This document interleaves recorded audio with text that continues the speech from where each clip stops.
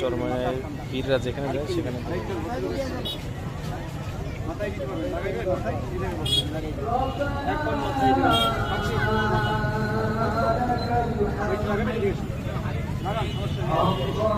যেখানে লাগাবেন সেখানে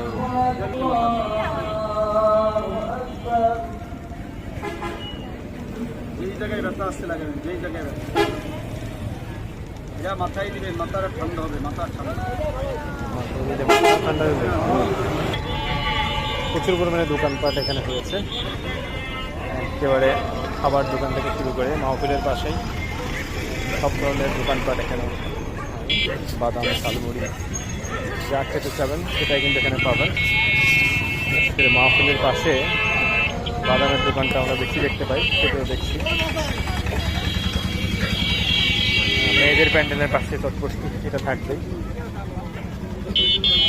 আবার মেয়েদের সব কিছু